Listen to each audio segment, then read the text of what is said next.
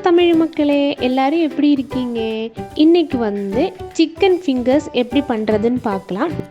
அதுக்காக நான் இங்கே 1/4 கிலோ எலும்பில்லாத சிக்கனை மஞ்சளும் உப்பும் போட்டு வேக வச்சு எடுத்து வச்சுருக்கேன். அது கூட 1/4 டீஸ்பூன் கரம் மசாலா, 1/2 டீஸ்பூன் காஷ்மீரி மிளகாய்த்தூள், ஒரு பெரிய வெங்காயம்,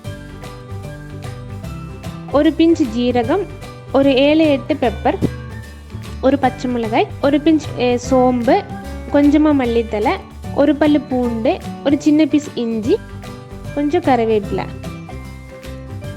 இதெல்லாம் சேர்த்து ஒட்டுக்கா போட்டு நம்ம மிக்ஸி ஜாரில் அரைச்சி எடுத்துக்கோங்க. இந்த மாதிரி நான் இங்கே அரைச்சி கொண்டு வந்திருக்கேன்.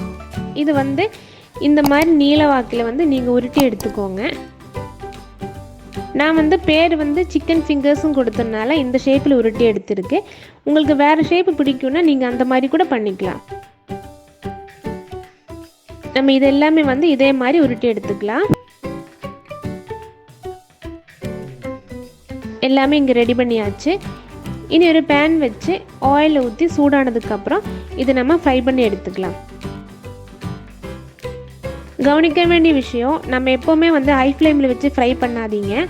மீடியம் ஃப்ளேமில் வச்சு ஃப்ரை பண்ணிக்கோங்க. ஹை ஃப்ளேமில் வச்சின்னா இது சீக்கிரமாக ப்ரௌன் கலர் ஆயிரும், உள்ளே வேகாத மாதிரி இருக்கும். ஒரு சைடு ஆயிடுச்சு, நம்ம திருப்பி போட்டுக்கலாம்.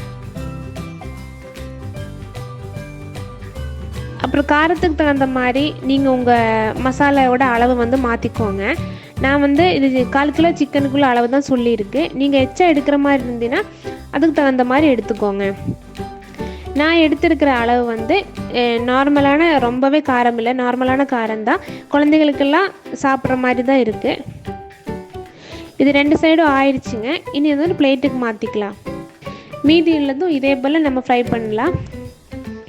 அப்போ நம்மளோட சிக்கன் ஃபிங்கர்ஸ் இங்கே ரெடி ஆயிடுச்சுங்க.